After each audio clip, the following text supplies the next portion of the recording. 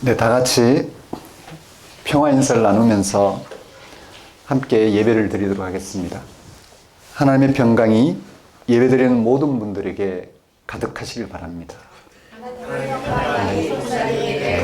아멘. 네, 서로 돌아보시면서요. 네.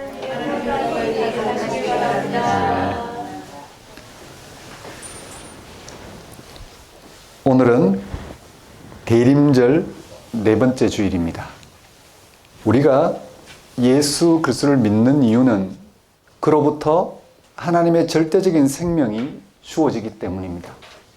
하나님의 절대적인 생명 사건과 우리의 상대적인 일상과의 일치가 곧 기독교의 영성입니다.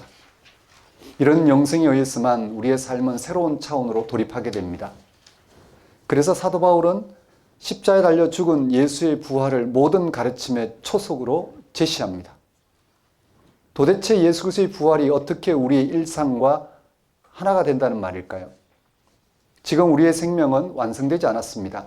한 끼만 굶어도 배고프고 실직하면 삶이 흔들립니다. 이게 다 생명이 완성되지 못한 증거들입니다. 물론 우리는 지금 무엇이 생명의 완성인지도 실증적으로 아는 게 별로 없습니다. 다만 그것이 예수 그리스도의 부활로 시작되었으며 궁극적으로 예수님의 다시 오심으로 현실이 된다는 사실만 약속으로 받고 있을 뿐입니다. 기독교 신앙은 생명의 비밀이 완전히 드러나는 때가 온다고 가르칩니다. 그때가 바로 예수님이 다시 오시는 때입니다. 예수 그리스도가 보이신 하나님의 생명 사건에 지금 여기서 자기의 삶과 일치해서 살아가는 사람은 매 순간 구원을 맛볼 것입니다. 죽음조차 생명 완성의 순간으로 경험할 것입니다. 그런 사람은 세상살이로부터 자유로울 뿐만 아니라 생명 충만한 삶으로 세상을 넉넉하게 대하며 살아갈 것입니다. 예배는 예수 그리스도가 보이신 하나님의 생명 사건에 지금 여기서 일치하는 사건입니다. 일치하는 시간입니다. 예배는 예수 그리스도를 통한 하나님의 구원을 온통 실감하며 살아가고자 결단하는 시간입니다. 다 같이 대림절 네 번째 주일 예배를 성부와 성자와 성령의 이름으로 드리겠습니다.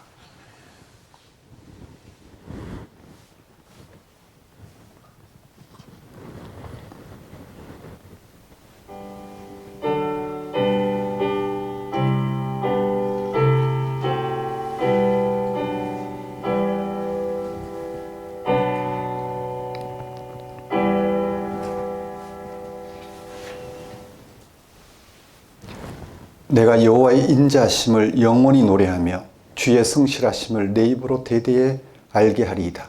내가 말하기를 인자하심을 영원히 세우시며 주의 성실하심을 하늘에서 경고히 하시리라 하였나이다.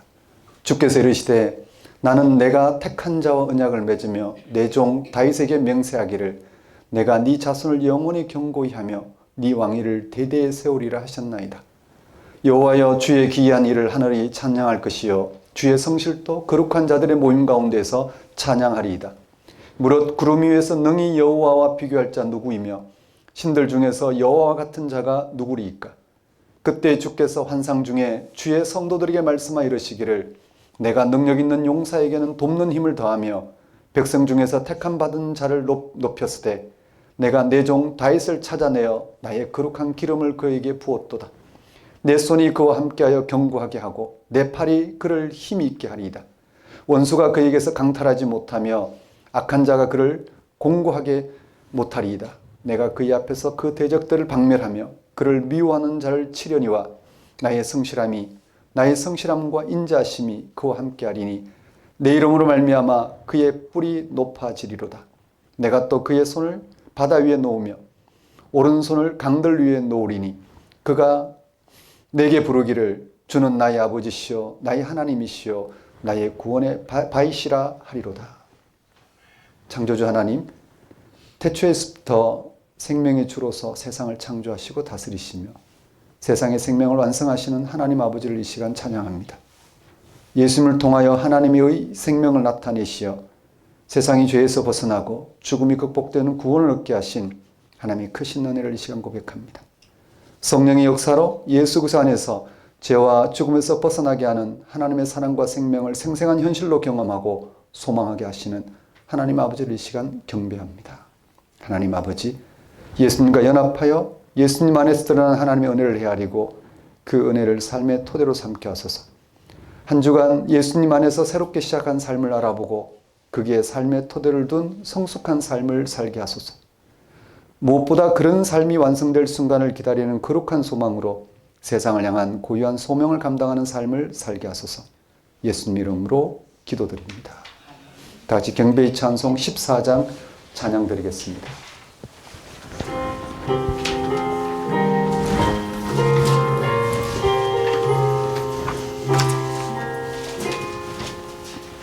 주 우리 하나님 하늘에 계시니 온 천하 만민 주 앞에 찬송하네.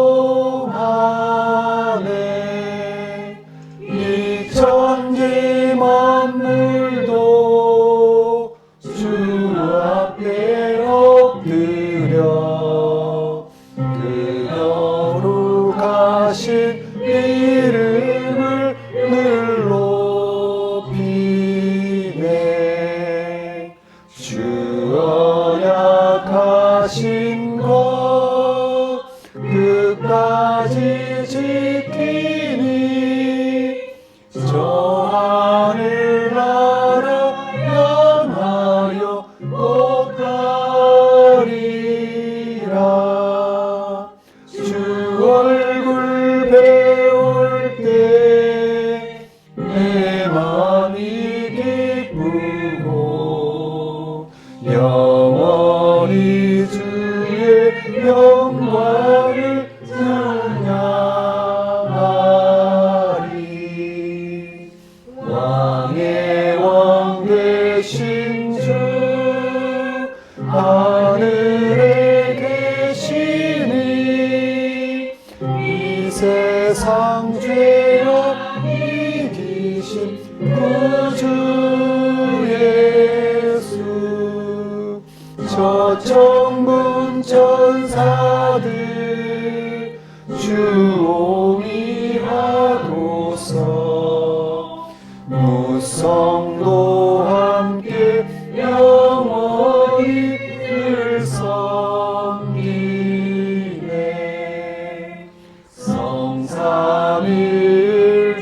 성삼일체께 승리한 무리들 다 기쁜 소리 높여서 감사드려.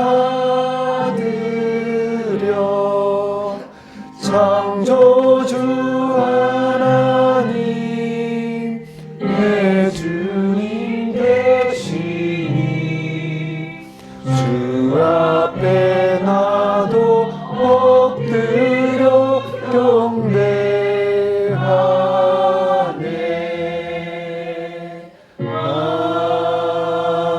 아멘. 다 같이 사도신경으로 신앙 고백하시겠습니다. 나는 전능하신 아버지 하나님 천지의 창조주를 믿습니다. 나는 그의 유일하신 아들 우리 주 예수 그리스도를 믿습니다. 그는 성령으로 잉태되어 동정녀 마리아에게서 나시고 본디오 빌라도에게 고난을 받아 십자가에 못 박혀 죽으시고 장사된 지 사흘 만에 죽은 자 가운데서 다시 살아나셨으며 하늘에 오르시어 전능하신 아버지 하나님 우편에 앉아 계시다가 거기로부터 살아있는 자와 죽은 자를 심판하러 오십니다. 나는 성령을 믿으며 거룩한 공교회와 성도의 교제와 죄를 용서받는 것과 몸의 부활과 영생을 믿습니다. 아멘. 이 시간은 참회의 시간입니다.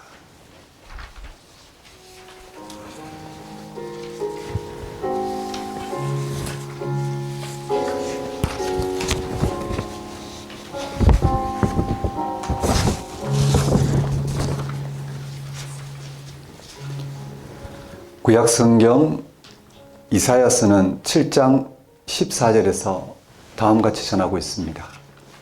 그러므로 주께서 친히 징조를 너희에게 주실 것이라.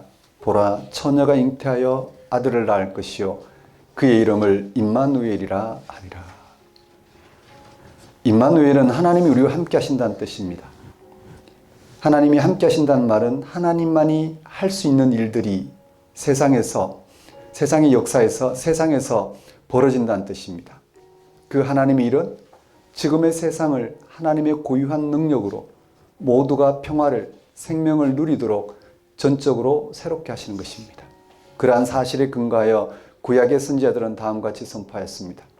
그가 많은 민족들 사이의 일을 심판하시며 먼 곳 강한 이방 사람을 판결하시리니 무리가 그 칼을 쳐서 보수를 만들고 창을 쳐서 낫을 만들 것이며 이 나라와 저 나라가 다시는 칼을 들고 서로 치지 아니하며 다시는 전쟁을 연습하지 아니하고. 아주 강렬한 메시지입니다. 칼을 쳐서 보습, 즉 쟁기를 만들고 창을 쳐서 농기구, 낫을 만든다는 것은 더 이상 전쟁을 준비하지 않아도 된다는 뜻입니다. 구체적으로 다시는 전쟁을 연습하지 아니한다고 했습니다. 만약 이런 일이 실제로 일어난다면 세상이 어떻게 변할지 상상해 보십시오. 예수님의 제자들과 초기 기독교인들은 구약 선지자들의 예언이 예수님에게서 성취되었다는 사실을 경험했습니다. 누가복음은 예수 출생을 평화와 연결해서 전했습니다. 목자들은 예수 출생 소식을 천사들에게 전달받은 뒤에 천사들의 찬송을 들었습니다. 그 찬송의 내용은 다음과 같습니다. 지극히 높은 곳에서는 하나님께 영광이요 땅에서는 하나님이 기뻐하신 사람들 중에 평화로다. 여러분 자신에게 질문해 보십시오. 예수 그리스도를 통해서 여러분은 평화를 누리고 있으신지요? 예수 그리스도에게서 경험하는 하나님의 고유한 능력으로 죄와 죽음으로부터 해방되었다는 기쁨으로 살아가시는지요? 물론 참된 평화는 종말론적인 사건입니다. 세상이 끝날 때 참된 평화가 주어질 것입니다. 우리가 죽을 때 평화와 안식이 주어지는 것 같습니다. 우리가 예수님의 재림을 기다린다는 말도 이것을 가리킵니다.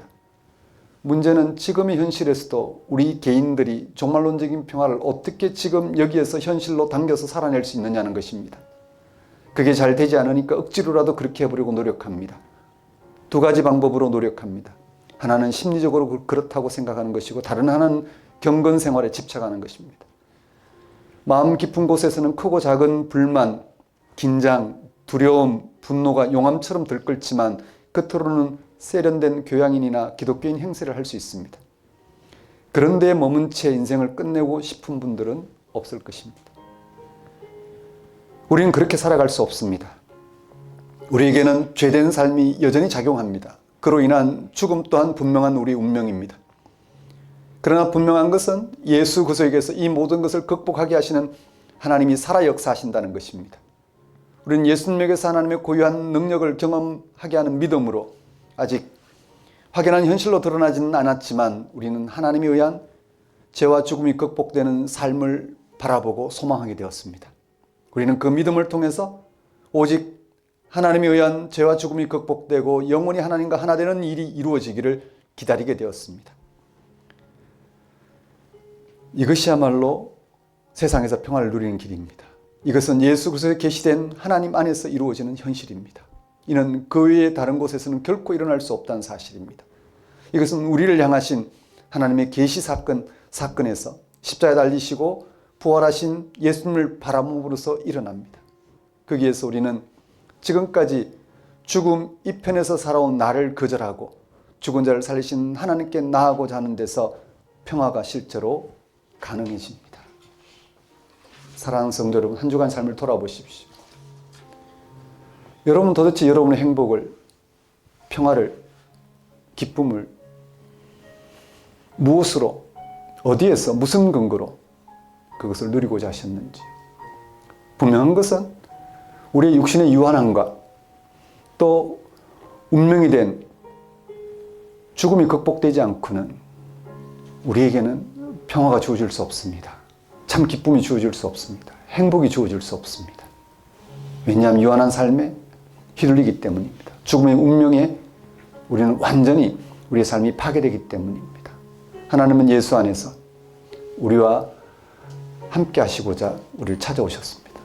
우리는 예수 그리스도를 통해서 우리와 함께 하신 하나님을 통해서 우리의 유한한 삶과 그리고 유한한 삶의 운명인 죽음에서 건지시는 하나님의 능력을 경험했습니다. 그런 하나님 안에서 우리는 우리에게 펼쳐져야 될 참 평화가 뭔지를 알아봤습니다. 우리에게 이루어질 참 기쁨이 무엇인지 알아봤습니다. 우리의 인생이 갖고 있는 참된 행복이 무엇인지를 알아봤습니다. 그것을 우리는 앞당겨 예수 그리스도를 통해서 우리는 살아낼 수 있게 되었습니다. 그것은 예수가 종말의 때 오셔야 될 예수가 지금 이 세상에 오셨고, 종말의 세상을 전적으로 새롭게 할 성령이 예수 안에서 지금 우리를 만나주심으로써 우리에게 가능해진 삶입니다. 이 시간 다시 한번 기독교 신앙의 중심을 붙들고 우리 남은 삶, 올 한 해, 또 새롭게 될 내년 한 해를 이 평화를 맛보고 소망하며 살아갈 수 있도록 회개와 간구를 드리도록 하십시다.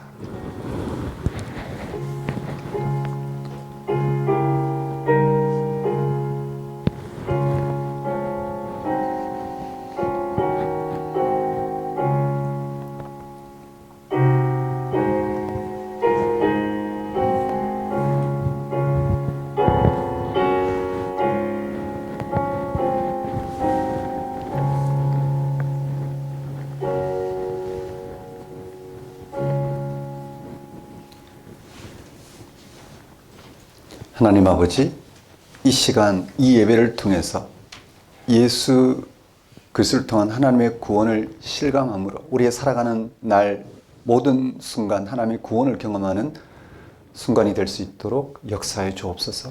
우리는 유한한 삶에서 벗어나지 않으면 안 되는 존재임을, 또 유한한 삶이 갖고 있는 죽음이라는 절망에서 벗어나지 않고는 그 무엇도 희망할 수 없다는 사실을 깊이 깨닫게 하옵시고, 예수가 오셔서 또 그 안에서 영이신 하나님이 함께함으로 창조주 하나님이 우리 가운데 행하시고자 하는 그 하나님의 생명을 충만하게 누리고 그 생명 안에서 참 평화와 기쁨과 행복을 맛보며 살아갈 수 있도록 역사해 주옵소서.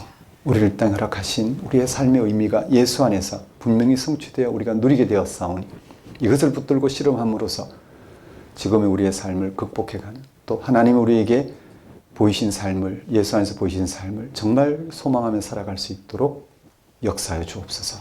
예수님 이름으로 기도드립니다. 다 같이 영광송 1장 찬양 드리겠습니다.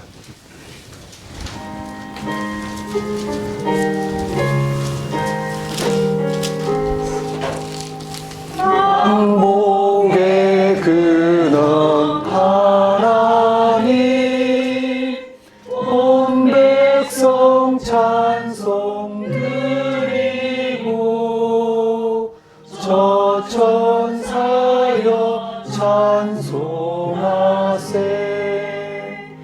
찬송 성부 성자 성령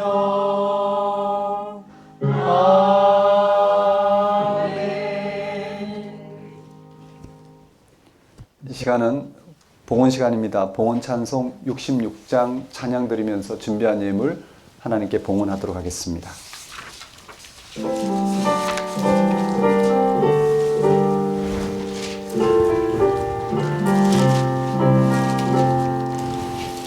다 감사드리세. 온 마음을 주께 바쳐 그 섭리 놀라워 온 세상 기뻐하네. 예부터 주신 복 한없는 그 사랑 선물로 주시네. 이제와 영원히 사랑의 하나님 언제나 함께 계셔. 기쁨과 평화에 복 내려 주옵소서. 몽망한 병들 때 은혜로 지키사 이 세상 악에서 구하여 주소서. 감사와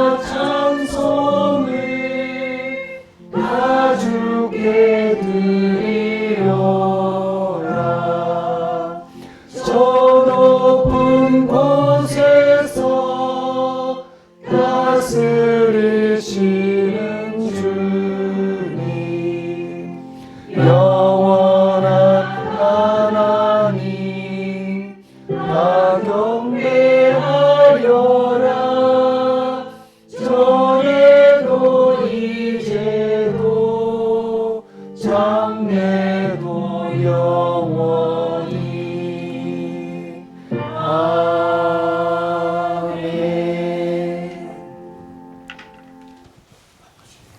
주님, 예수님은 참 포도나무이고 우리는 참 포도나무에 붙어 열매를 맺어야 할 가지입니다.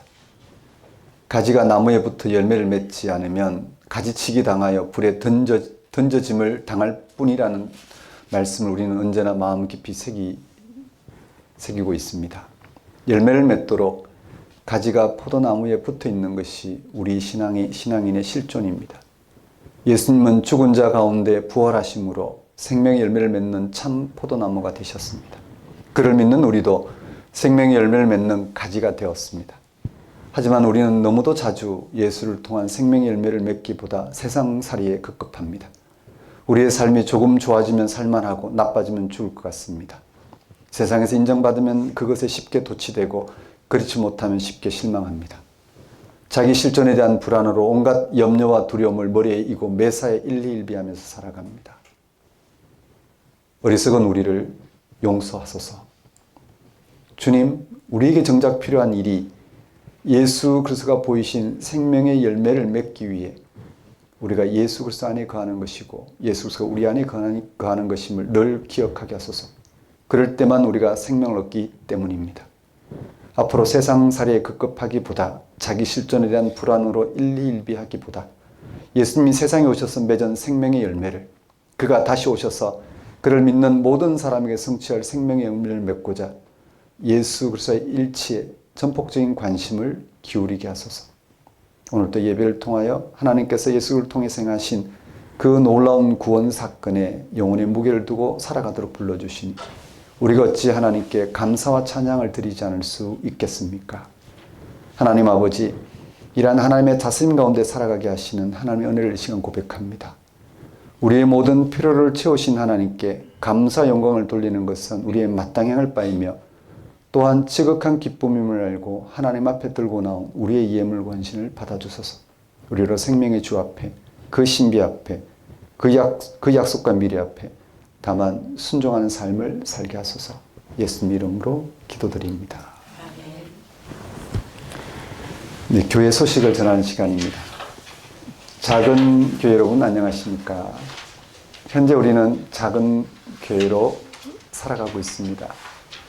작은 교회는 하나님이 예수 안에서 구체적으로 보이신 생명 사건을 현재 우리가 누리고 소망해야 될 생명을 받아들이고 그렇게 살아가고자 하는 신앙인들을 가리킵니다. 우리가 이렇게 세상에 존재하게 된 것, 또 우리 이 존재를 통해서 생명을 실감하며 살아가게 된 것,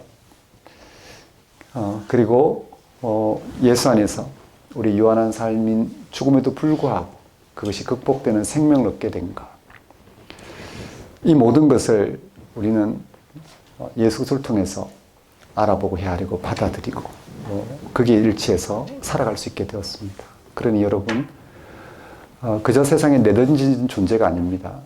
그리고 우리가 스스로 우리의 삶을 어떻게 해보려고 해도 우리는 우리의 유한한 삶이 조금 더 극복되지 않는다는 걸 압니다.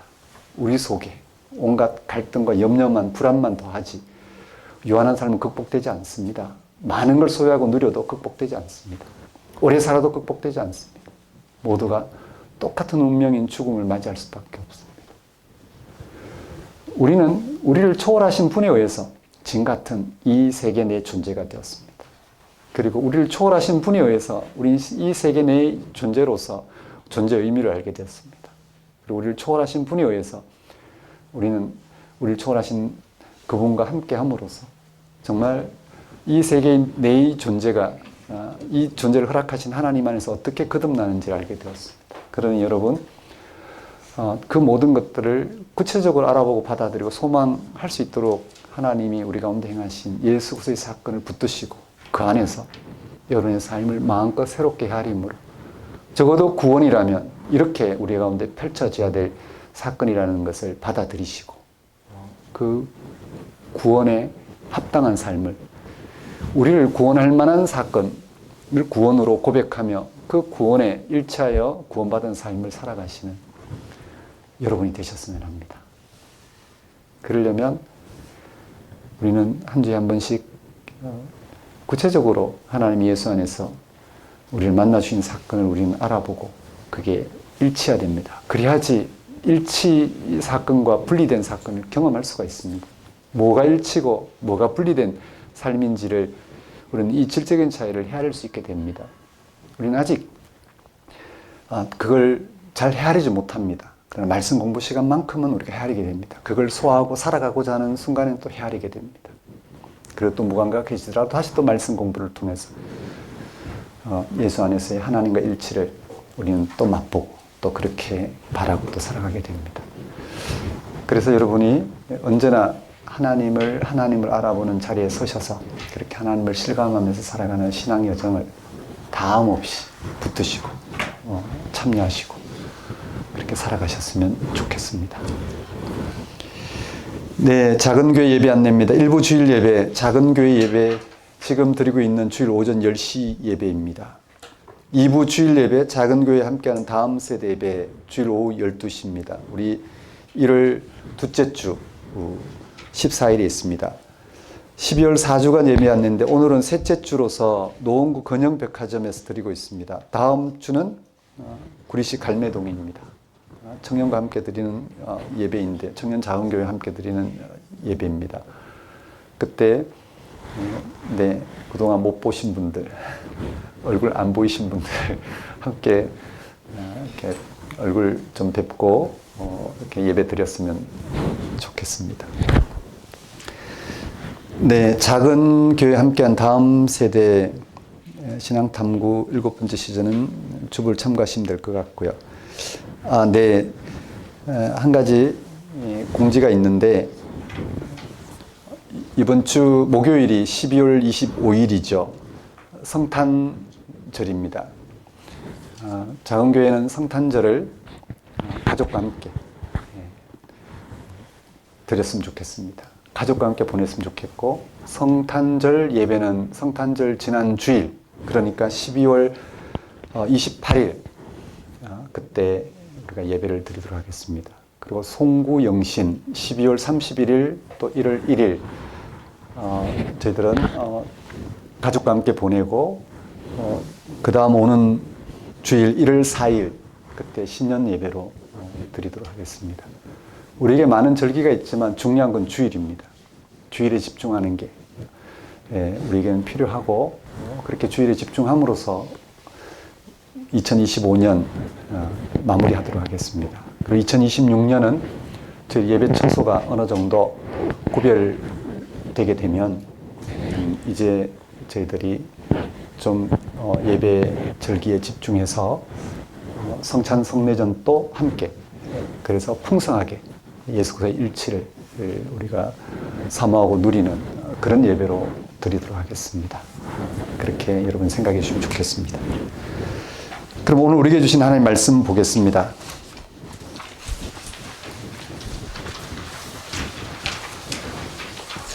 오늘 우리에게 주신 하나님 말씀은 로마서 1장 8절에서 17절까지 말씀입니다.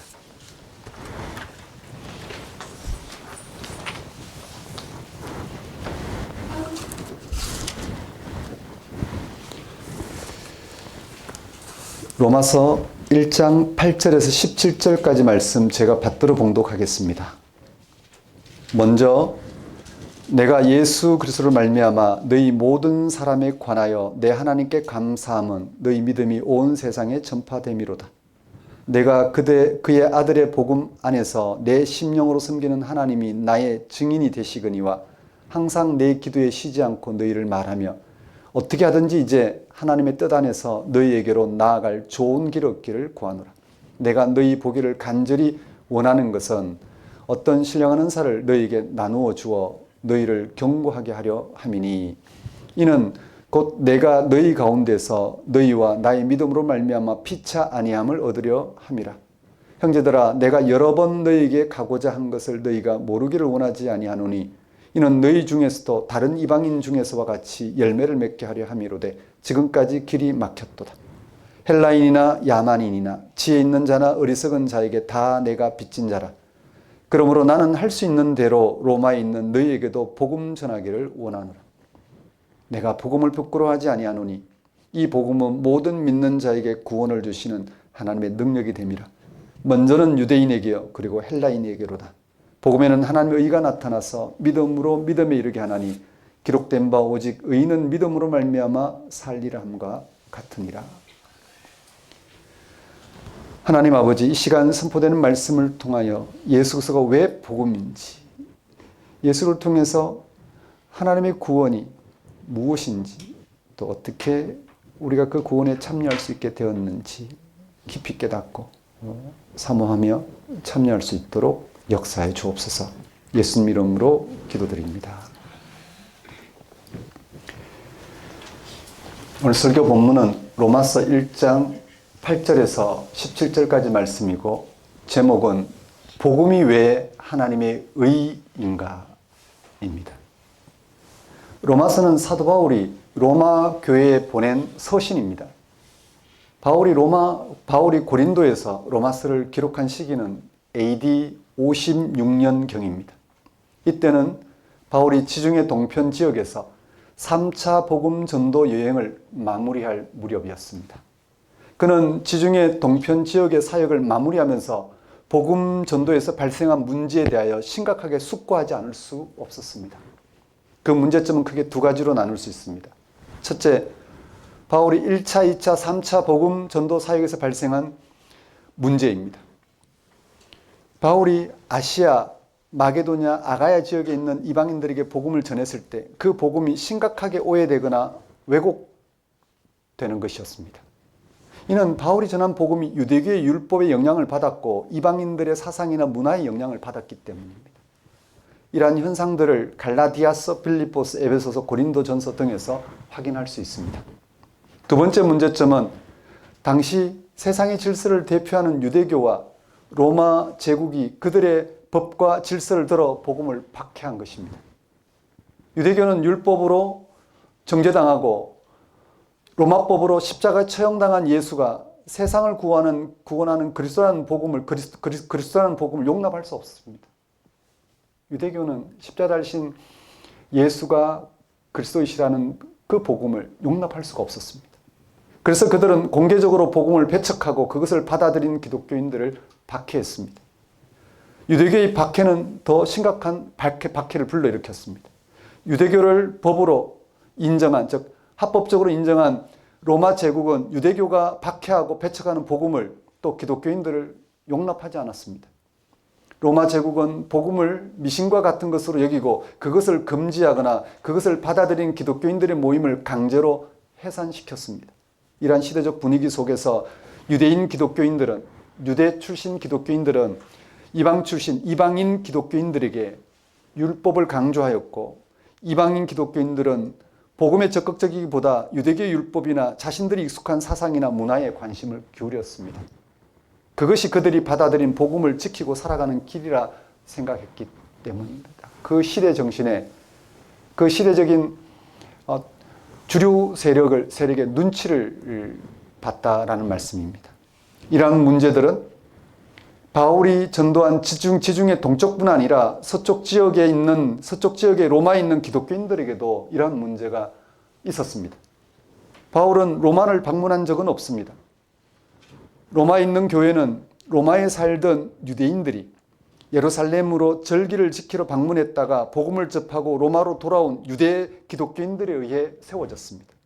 그 후 우여곡절 끝에 로마 교회는 다수의 이방인 기독교인들과 소수의 유대인 기독교인으로 재편되었습니다. 바울은 로마 교회의 형편에 대해 전해 들었습니다. 기독교의 복음을 반대하는 유대교와 로마 제국의 태도에 큰 영향을 받고 있다는 것입니다. 그래서 유대교의 율법을 둘러싼 갈등으로 또 헬라 사상과 문화의 영향으로 복음을 오해하거나 왜곡하고 있다는 사실을 그는 전해 들었습니다. 바울은 이러한 상황을 심각하게 생각했습니다. 그는 3차 복음 전도 사역을 마무리하면서 새로운 대안, 새로운 해결책을 마련했습니다. 그것은 세상의 중심인 로마 제국의 복음을 바르게 전하는 것이었습니다. 그런 후에 거기로부터 서쪽, 즉 서바나에 이르는 서바나, 지금의 스페인 서바나에 이르는 지중해 서쪽 지역의 복음을 전하는 것이었습니다. 그렇게 하려면 로마 제국이 오해하고 있는 복음을 바르게 해명해야만 했습니다. 문제는 로마 제국이 법으로 인정하는 유대교가 로마 제국이 합법적으로 인정하는 유대교가 율법을 들어 복음을 반대하는 것이었습니다. 해결책이 뭘까요? 어떻게 해야 유대교가 율법을 어기고 있고 복음이 율법의 순종을 통해 완성되는 하나님의 구원 사건이라는 것을 어떻게 해명할 수 있을까요? 어떻게 유대교가 율법주의, 율법 행위에 떨어졌고 복음이 그 율법을 순종함으로써 하나님의 구원을 성취하는 사건이라는 사실을 어떻게 해명할 수 있을까요? 당시 유대교는 사회적 권위가 있었고 기독교는 아무런 권위도 없었는데 말입니다. 유대교는 전통이 있었고 기독교는 전통이 없었습니다. 유대교는 로마 제국이 인정하는 종교였고 기독교는 미신 취급받고 있었는데 말입니다. 바울이 선택한 길은 박해를 무릅쓰고 예루살렘을 올라가 유대교 지도자들과 대결하는 것이었습니다. 최악의 경우 바울이 유대교의 고발로 로마법에 따라 체포당해 죄수 신분으로 로마 법정에 서서 유대교와 논쟁하는 것이었습니다. 그런 논쟁, 변론 과정에서 로마 제국을 향해 복음의 무죄를 드러내는 것. 그게 바울이 택한 해결책이었습니다. 바울이 복음을 바르게 전하기 위한 새로운 해결책을 마련한 가운데 그가 유대교의 율법과 맞서 변정할 복음을 먼저 기록하고 있는 것이 로마서라 할 수 있습니다. 바울이 로마서를 통해 로마 교회에 전하고 있는 복음은 그가 목숨 걸고 예루살렘에 올라가 유대교 율법과 맞서 변정함으로 로마 제국이 결국 무죄로 인정하게 될 복음이었습니다. 결국 로마는 그 후 한 250여 년 흐른 후 313년에 기독교를 공식 종교로 인정했습니다. 유대교와 더불어 기독교를 공식 종교로 인정했습니다. 그리고 391년에 로마의 국교로 승인했습니다. 바울은 이 복음을 위하여 로마 교회를 직접 방문하고자 여러 차례 시도했다고 본문에서 밝힙니다. 바울은 본문 1장 8절에서 이미 로마 교회의 소식을 들었다는 걸 언급합니다. 로마 교회도 신앙생활을 하고 있다는 소식을 멀리 있는 동편 지역에 있는 신앙인들도 들었다라는 표현입니다. 그래서 복음과 관련된 그들의 문제를 알고는 로마 교회를 방문해서 복음 전하기를 원했고 그가 3번에 걸쳐서 반복적으로 밝힙니다. 9절에서 10절, 11절에 12절, 13절에 로마 교회를 방문해서 그가 전한 복음을 그들에게도 전하기를 원한다고 밝힙니다. 11절에서 그는 복음을 신령한 은사로 표현하면서 그들이 잘 모르는 복음을 확실히 알도록 하여 복음에 경고하도록 또 복음의 능력을 맛보도록 12절 또 13절 복음의 열매를 맺도록 하겠다는 것입니다. 그런데 지금까지 길이 막혀 갈 수 없었고 이제 길이 열려 가려고 하는데 가서 전할 복음을 로마서를 통해서 먼저 알리겠다고 합니다. 15절입니다. 그러므로 나는 할 수 있는 대로 로마에 있는 너희에게 복음 전하기를 원하노라. 로마를 방문하겠다는 바울의 굳은 의지를 여러 번 표명한 바울은 그곳에 가서 자신이 전하고 싶은 복음이 무엇인지 로마서 시작 부분, 즉 1장 3절 4절에서 제시합니다. 3절 4절입니다. 이는 로마 교회가 고백하고 있는 복음에 대한 신앙 고백문입니다. 그 내용은 기독교인들이 고백하는 예수 그리스도를 두 가지 차원에서 설명합니다. 하나는 육신의 차원이고 하나는 영의 차원입니다. 먼저 육신의 차원 3절입니다. 그의 아들에 관하여 말하면 육신으로는 다윗의 혈통에서 나셨고 예수가 다윗의 가문에서 났다는 표현입니다. 이것은 다윗 왕조 자체를 높이는 말이 아니라 예수가 구약의 선지자를 통하여 약속된 메시아라는 사실을 가리키고 더 나아가 예수가 하늘에서 뚝 떨어진 인물이 아니라 역사적 실존 인물이라는 사실을 가리킵니다. 하나님의 약속에 의해서 세상에 오셔서 메시아가 되신 분을 가리킵니다. 그 다음 영의 차원, 예수의 신성에 대한 것인데 4절입니다. 성결의 영으로는 죽은 자들 가운데 부활하사 능력으로 하나님 아들로 선포되셨으니 예수님이 죽은 자들 가운데 부활하셨다는 이 말은 기독교 신앙의 요체이죠. 이 사실에서만 기독교 신앙이 성립됩니다. 우선 예수가 실제로 죽었다는 사실이 여기서 중요합니다. 앞에서 예수가 다윗의 후손으로 태어났다는 사실이 예수의 역사성을 가리킨다고 말했던 것처럼 예수의 죽음은 예수가 바로 우리 인간과 동일한 삶의 조건에 놓여 있었다는 사실을 가리킵니다. 그런데 그가 죽은 자 가운데서 부활하셨습니다. 이것이 복음입니다. 이것보다 더 큰 복음은 이 역사 안에서 있을 수 없습니다. 왜냐하면 그를 통하여 인류가 처한 죽음의 운명을 극복할 수 있게 되었기 때문입니다. 초기 기독교인들에게 예수 그리스도에 일어난 죽은 자로부터의 부활은 그 어느 것과 비교할 수 없는 절대적인 복음이었습니다. 로마 교회는 바울이 인용하여 제시한 저 고백문이 담고 있는 복음의 실체를 잘 알고 그래서 믿고 참여하고 있었을까요? 그렇지 못했습니다. 바울이 전해든 이야기로는 그렇지 못했습니다. 그래서 바울은 그들이 받아들이고 고백하고 있는 복음에 대한 신앙 고백문을 인용한 후 그것의 실체를 명확하게 해명하기 위해 복음을 새롭게 해석합니다. 본문 1장 16절 17절이 바로 바울이 복음을 새롭게 해석하고 로마 교회가 그들이 고백하는 복음을 바르게 인식할 수 있도록 바울이 시도하고 있는 작업입니다. 이 두 구절에서 핵심은 하나님의 의입니다. 바울은 복음을 왜 하나님의 의로 해명할까요? 아니, 복음이 왜 하나님의 의일까요? 바울은 1장 16절의 시작 구절에서 다음과 같이 고백합니다. 내가 복음을 부끄러워하지 아니하노니. 바울은 자신이 복음을 부끄러워하지 않는다고 고백합니다. 그가 1차, 2차, 3차 복음 전도 여행에서 유대교 율법에 1차, 2차, 3차 전도 여행에서 복음을 전하면서 유대교의 율법에 의해 받은 모든 고난에도 불구하고 복음을 부끄러워하지 않는다고 합니다. 또 그가 밝힌 계획대로 복음을 변정하기 위해 예루살렘에서 겪을 고난스러운 상황에도 복음을 부끄러워하지 않는다고 합니다. 사도행전에 보면 그가 예루살렘 올라갈 계획을 밝혔을 때 모든 기독교인들이 말렸습니다. 심지어 성령까지도 바울이 예루살렘 올라가면 환난과 고난이 기다릴 것이다. 그리고 선지자들도 나서서 바울이 예루살렘 올라가서 겪게 될 일을 여러 가지 비유적인 방식으로 전해줍니다. 그런데도 바울은 복음을 부끄러워하지 않고 그는 그 복음의 온전성을 믿고 그는 예루살렘으로 올라가고자 했습니다. 왜냐하면 로마에 또 이 복음이 바르게 전해진다는 당위성 때문입니다. 그래서 그는 복음을 부끄러워하지 않는다고 합니다. 지금까지 그는 복음 때문에 유대인으로서 유대교 율법에 따라 정죄를 당했습니다. 그리고 로마 제국의 법 아래에서 죄인 취급 당했습니다. 앞으로도 그는 복음 때문에 더 박해를 받을 것입니다. 더 좋아질 일은 없습니다. 그런데도 그는 복음을 부끄러워하지 않는다고 하는 것입니다. 왜 그럴까요?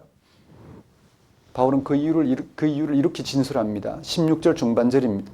이 복음은 모든 믿는 자에게 구원을 주시는 하나님의 능력이 됩니다.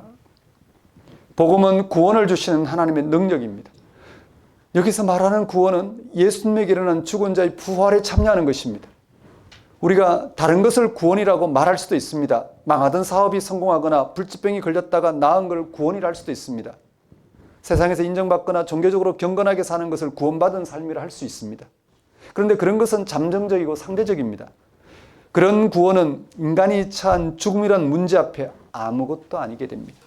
우리가 예수 그리스도를 믿고 구원받는다고 할 때 그 구원은 죽은 자의 부활에 참여하는 것을 말합니다. 죽은 자의 부활은 죽음이 극복되는 생명 사건입니다. 그것이 예수에게 일어났고 그를 통하여 우리에게도 일어납니다. 문제는 그런 일이 어떻게 가능한가입니다. 물론 세상에서는 불가능합니다. 세상의 그 어떤 힘, 능력으로도 불가능합니다.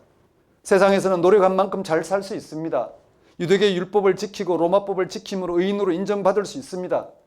과학자들이 세상의 비밀을 밝힐 수는 있습니다. 정치인들이 세상의 평화를 추구할 수 있습니다. 경제인들이 인류의 복지를 증진시킬 수 있습니다. 삶의 질이 개선되어 수명이 늘고 행복할 수는 있습니다. 하지만 이런 것으로는 인간이 처한 근본적인 문제인 죽음을 해결할 길이 없습니다. 이 모든 것은 죽음 이편에서 일어난 일입니다. 이런 세상에서 죽음이 극복되는 생명이 과연 가능할까요?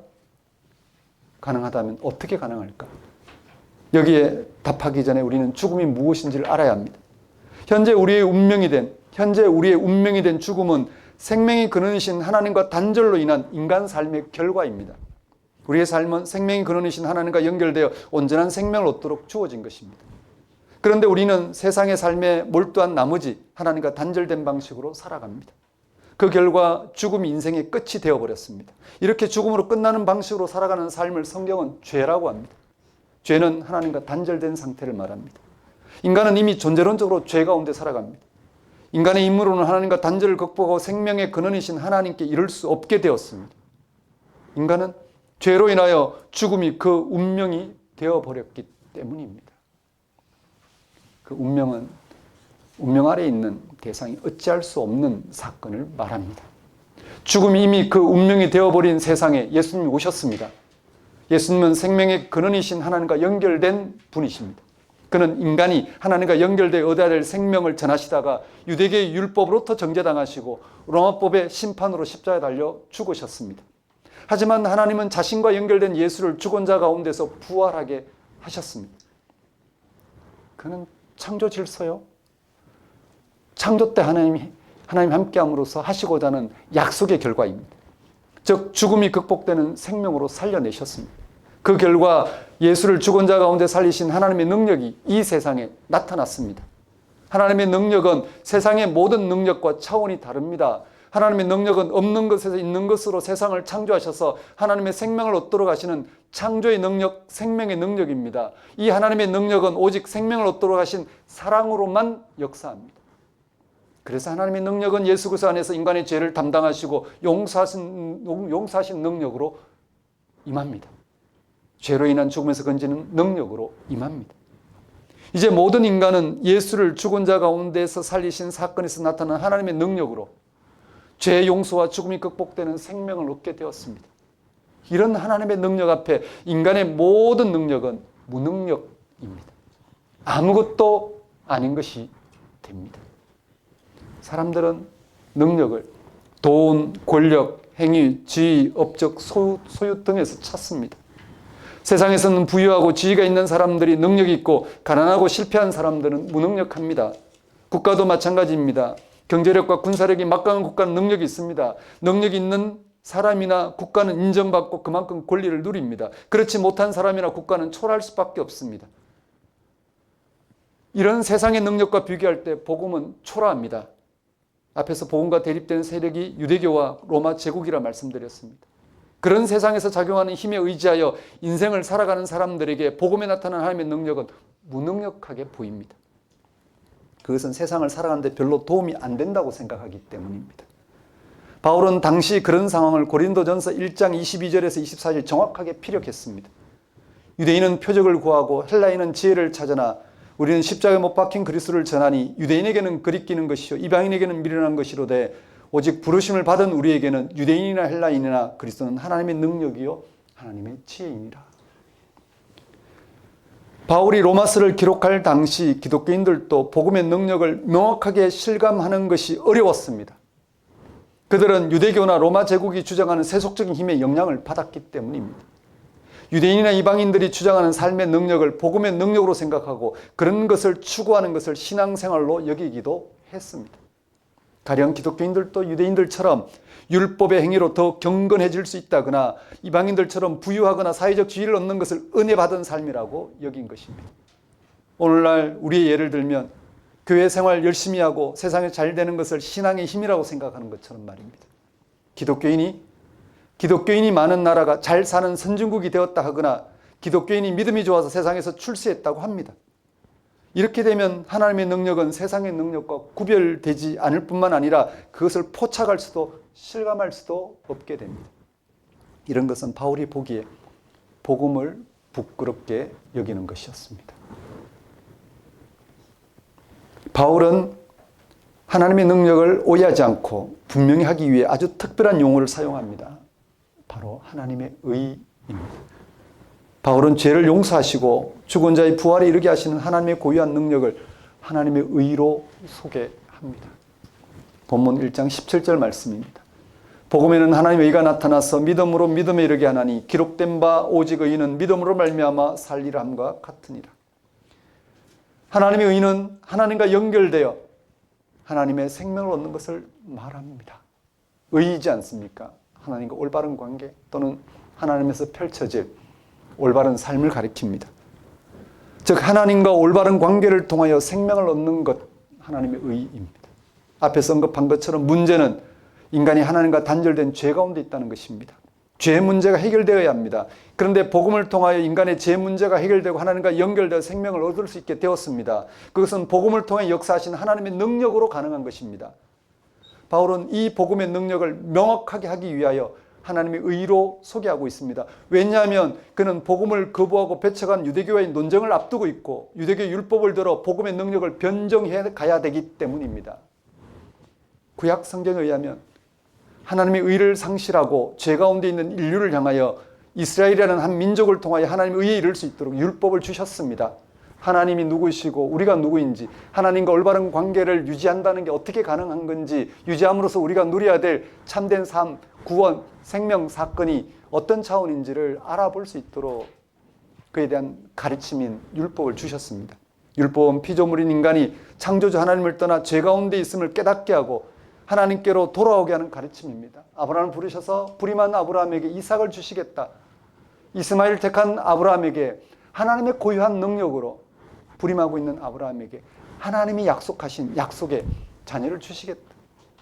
끊임없이 하나님께서 당신의 고유한 능력으로 세상을 새롭게 하시겠다는 사실을 아브라함을 통해서 믿을 수 있도록 행하신 것처럼 하나님은 죄 가운데 있는 인류를 향해서 끊임없이 그 죄의 문제를 해결하고 죄로 인한 우리의 죽음을 해결할 분이 하나님이라는 사실을 알리셨습니다.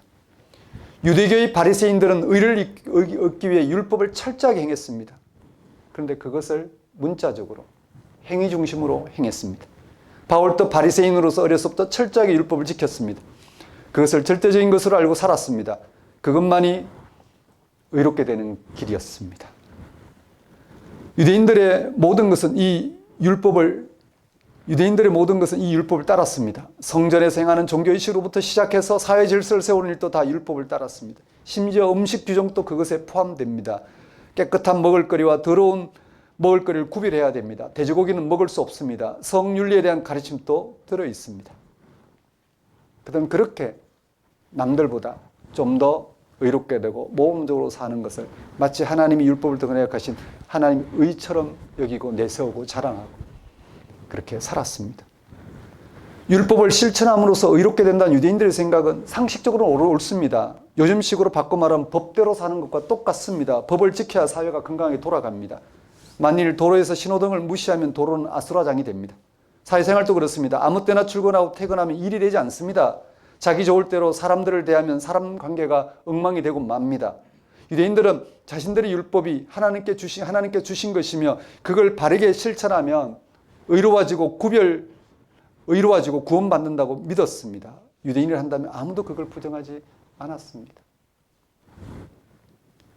그러나 율법을 실천하는 데 있어서 보통 수준의 유대인이 아니라 율법 근본주의자로 불릴 정도로 철저했던 바울에게 율법의 근본적인 한계를 깨닫게 된 한 사건을 경험했습니다.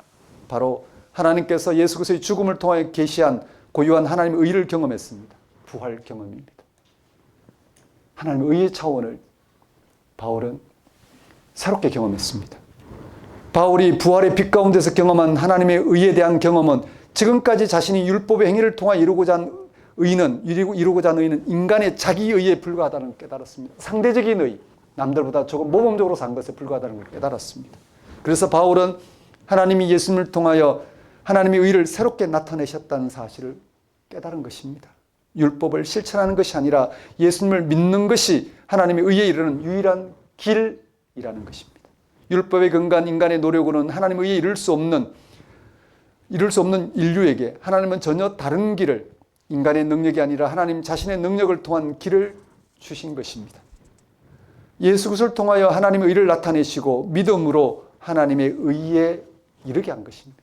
원래 하나님이 당신의 고유한 능력으로 하나님 관계를 유지하고 하나님을 믿게 함으로써 하나님이 보여주신 하나님의 구원을 받아들이고 살아가도록 하신 사건이 율법을 통해서 그 백성들에게 가르쳐 백성들이 하나님을 믿음으로써 하나님의 구원에 참여할 수 있도록 하신 사건입니다. 그런데 어느 순간 하나님의 고유한 능력은 상실하고 인간이 온통 행하는 행위와 업적을 통해서 마치 하나님이 함께 하시는, 그래서 하나님이 인정하시는 그런 삶이라는 것을 내세우며 그것으로 그들은 구원받을 수 있다 확신했는데, 근데 그건 넘어 율법이 가리키는 진짜 하나님의 의를 바울은 예수 그리스도의 사건에서 경험하게 된 것입니다. 하나님만이 할 수 있는 능력으로 하나님을 떠난 모든 인류를 향하여 하나님께서 의롭다 하시고, 그리고 하나님과 올바른 관계를 통해서 하나님의 생명을 얻도록 그렇게 처음부터 부르시고 율법이 그걸 가리키고 있고, 그러지 못한 세상을 향하여 예수가 오셔서 그 율법의 완성인 하나님의 의를 당신의 죽음을 통해서 실현시킴으로 모두가 하나님의 의의 빛 가운데서 새롭게 될 수 있도록 부르셨다는 사실을 바울은 깨닫게 된 것입니다. 이렇게 예수 그리스도를 통한 하나님의 의의 경험은 유대교가 주장하는 율법과는 질적으로 다른 길입니다. 예수 그리스도로 인해서 이제 우리는 행위와 업적으로부터 자유로워졌습니다. 구원을 위해 우리가 해야 할 일은 하나도 없다는 말씀입니다. 이제 우리에게 요구되는 것은 한 가지입니다. 예수를 믿는 것입니다. 예수에게서 하나님의 의가 나타났다는 사실을 믿는 것입니다. 우리가 노력한 것에 대한 반대급부로가 아니라 예수에게 일어난 사건을 통해 단지 그것을 알아보고 받아들이는 믿음만으로 구원받을 수 있게 되었습니다. 그 외에 우리에게 요구되는 것은 없습니다. 유대인이나 헬라인이나 가릴 것 없이 믿음만으로 의롭다고 인정받는 길이 열렸습니다. 그렇습니다. 하나님의 의는 인간의 노력으로 생산해낼 수 있는 것이 아니라 오직 하나님의 의에 주어지는 것이기 때문에 인간에게 필요한 것은 그걸 알아보고 받아들이는 믿음뿐입니다. 하나님에게 인정받는 길은 유대인이 자부심으로 삼은 율법이 아니라 믿음이라는 주장입니다. 당시 유대인들로서는 도저히 받아들일 수 없는 혁명적인 주장입니다. 유대인 기독교인들도 바울의 이런 주장을 극단적인 것으로 여길 정도였습니다. 그러나 바울은 부활의 예수 그리스도를 경험한 후에 하나님 앞에서 인간이 어떤 태도를 취해야 하는지 정확하게 알고 있었습니다. 세상 사람들은 믿음과 정반대의 삶에 떨어져 있습니다. 자기 스스로 자기를 완성해야 한다는 삶에 떨어져 있습니다. 인생 전체를 통해서 뭔가를 성취하려고 애를 쓰고 있지만 다 헛수고입니다. 우리 기독교인들은 세상 사람들과 다릅니다. 우리는 우리의 삶을 우리 스스로 완성할 수 있다고 생각하지 않습니다. 예수 그리스도를 믿음으로 하나님에 의해 완성된다고 믿습니다. 이런 설명을 듣고 옳은 말이긴 하지만 실제로 그게 경험되지 않는다고 생각하는 분들이 있을 것입니다. 막연하게 다가온다고 생각하는 분들이 있을 것입니다. 예수를 믿어도 삶의 능력이 세상 사람들과 별로 다를 게 없다고 말입니다. 어쩔 수 없습니다. 예수 그리스도가 일어났고 사도들에게 제시되었고 그들의 증언을 통해 믿음으로 이롭게 된다는 기독교 신앙의 깊이에 들어가면 그 경험이 분명해질 것입니다. 그렇지 않으면 우리는 기독교 신앙의 실체를 경험하기가 어렵습니다. 사랑하는 성도 여러분, 오늘은 대림절 마지막 주일입니다. 우리가 기다리는 예수 그리스도가 오신 날을 기념하는 성탄절도 앞두고 있습니다. 세상에 오신 예수 그리스도에게서 인간 구원의 근거인 하나님의 의가 나타났습니다. 이것은 창조주 하나님의 고유한 능력으로 가능한 생명이 나타난 것입니다. 우리가 의롭게 된다는 것은 바로 이 생명을 얻는 것입니다. 그것은 지금까지 인간의 노력이나 능력, 업적이나 소유로 인한 의와는 질적으로 다릅니다. 세상과 자신을 통하여 인정받으려는 인간의 의는 아무리 화려하더라도 다 사라집니다. 지금의 세상과 삶은 죽음 앞에 허무하게 됩니다. 하나님의 의만이 우리를 죄와 죽음에서 건진받게 합니다. 이 하나님의 의는 오직 믿음으로 주어집니다. 믿음에는 그 어떤 것도 부가적으로 필요한 게 없습니다. 절대적이고 궁극적인 의, 구원을 대신할 수 있는 게 우리에게는 전혀 없습니다. 믿기만 하면 의로워진다는 사실이 낯설 수도 있습니다. 뭔가 자기 희생적으로 의로운 일을 많이 한 사람들 앞에 주눅들 수도 있습니다. 그러나 실제로는 전혀 그렇지 않습니다. 예수 그리스도에게 나타난 하나님의 의가 현재적으로 나타났습니다. 그걸 믿는 자에게 의와 구원이 은혜로 주어집니다.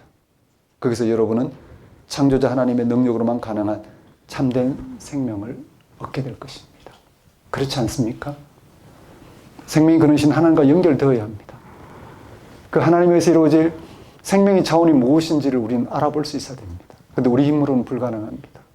죽은 자 가운데 부활하신 예수를 통해서 드러내셨고 그것을 알아본 사도들이 증언하고 있고 그들의 증언을 통해서 그것이 무엇인지 알아보고자 하는 우리에게 하나님은 현재적으로 함께 하셔서 예수를 죽은 자 가운데 살신 그 능력으로 우리에게 하나님이 누구이신지 하나님의 행실 생명이 어떤 건지를 알아보고 받아들이게 함으로 우리가 하나님께 연결되어 구체적으로 하나님의 생명을 우리의 삶의 능력으로 덧입고 그걸 소망하게 된 삶이 가능합니다. 그럴 수 있는 사건이, 그럴 수 있도록 행하신 사건이 복음이라고 하고 그런 복음에 하나님의 의가 나타났다고 합니다. 하나님의 일을 구체적으로 헤아릴 수 있어야 합니다. 그 하나님의 일을 구체적으로 헤아림으로써 하나님의 의를 우리가 알아보고 받아들임으로써 우리는 하나님의 생명을 경험할 수 있다는 것.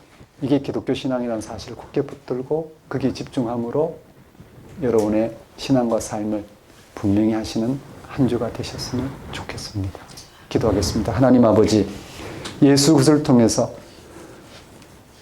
우리가 신앙하는 하나님이 누구인지, 하나님에 의해서 가능한 생명 사건이 무엇인지 그 생명을 알아보고 받아들이는 가운데 우리가 어떻게 하나님과 연결되어 그 생명을 우리의 삶을 구원하는 능력으로 실감하고 살아가는지를 다 보이셨사오니 그것을 알아보고 받아들이는 믿음으로 그러한 신앙의 길에 또 생명 충만한 삶을 맛보는 그런 삶의 여정에 우리가 들어설 수 있도록 인도하여 주옵소서. 예수님 이름으로 기도드립니다.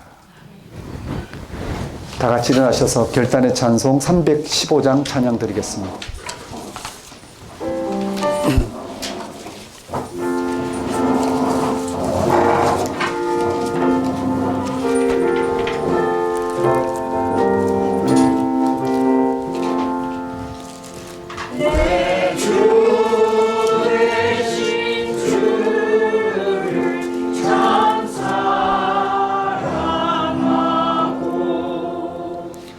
곧 그에게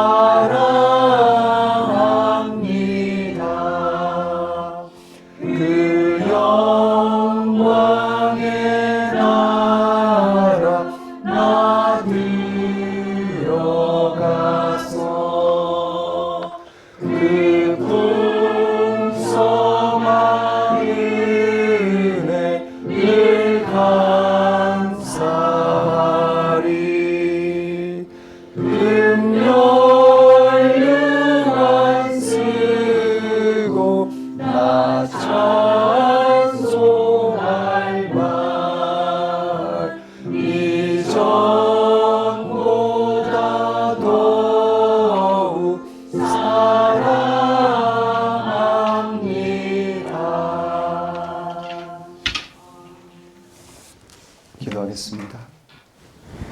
이제는 우리 주 예수 그리스도의 은혜와 하나님의 무한하신 사랑과 성령님의 교통하심이 예수 그리스도가 복음이란 사실과 거기서 우리의 죄를 용서하시고 죽음이 극복되는 생명을 얻게 하신 하나님의 의가 나타났다는 사실을 알아보고 믿음으로 그 구원을 경험하는 삶을 살아가고자 결단한 주의 백성 위에 영원히 함께 하시기를 축원합니다.